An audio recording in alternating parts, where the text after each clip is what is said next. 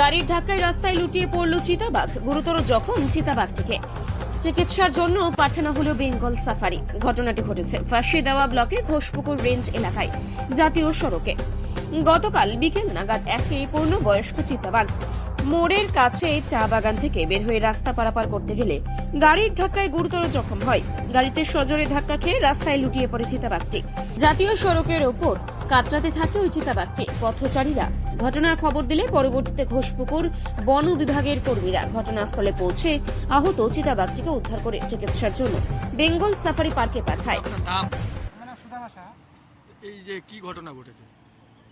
এখানে দেখেন বারবারই বাঘ বাইর হয় বাগানে, তো জানেন বাগানে আগে এরকম ছিল না, কিন্তু ইদানিং 2-3 বছর ধরে দেখছি বারবার এখানে 2টা বাঘ মারা গেছে। আজকেও বাঘ বের হয়েছে, একটা ওয়াগনারের সঙ্গে লাগছে। বাঘটা কিন্তু পুরো ইনজুর ছিল রাস্তায়, পুরো লোকজন জমা হয়ে গেছে। তারপরে বাঘটা নিজে একটু বাগানে পালায় ভিতরে ঢুকে গেছে। বাগানে প্রচুর লোক কাজ করে, সকাল বিকাল এখানে কাজ হয়। যখন তখন একটা মানুষের ভয়, জানের ভয় আছে।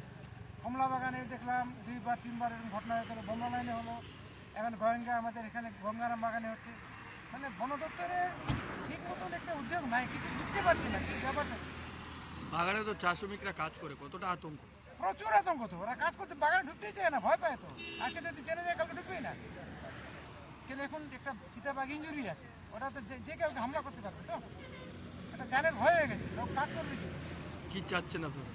চাচ্ছি একটু বন দপ্তর সজাগ থাকুক, একটা মানুষকে সচেতন করুক, আর তারা হচ্ছে নিজের ডিউটিগুলো ভালো করে করুক।